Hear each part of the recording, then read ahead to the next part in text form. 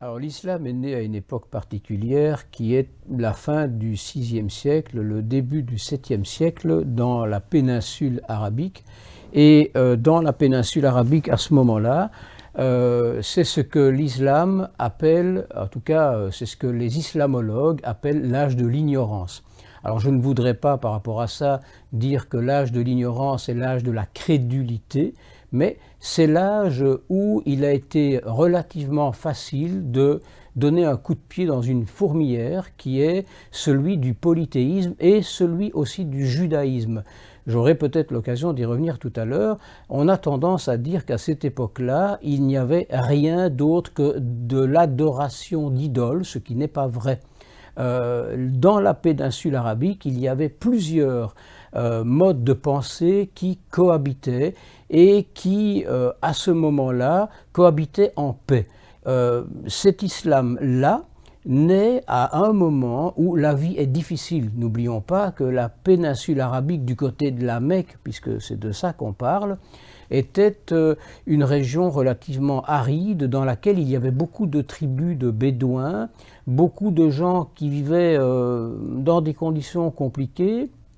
Et c'est aussi une époque où le statut de la femme est particulièrement compliqué. La femme dépend de l'homme.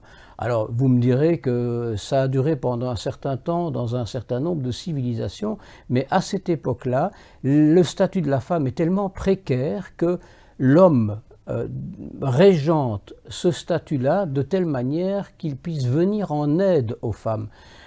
Donc c'est une chose qu'on a un peu perdu de vue, parce que dans les écrits de l'islam des débuts, la femme pourrait passer pour avoir un statut inférieur à celui de l'homme. Il n'en est rien. Seulement 3% du Coran est normatif, et dans ce Coran-là, on ne trouve pas grand-chose qui mette la femme sous un statut inférieur. Mais c'est un statut de protection. Évidemment, les choses ont changé depuis lors. La société a évolué et aujourd'hui, ces écrits-là mériteraient d'être revus.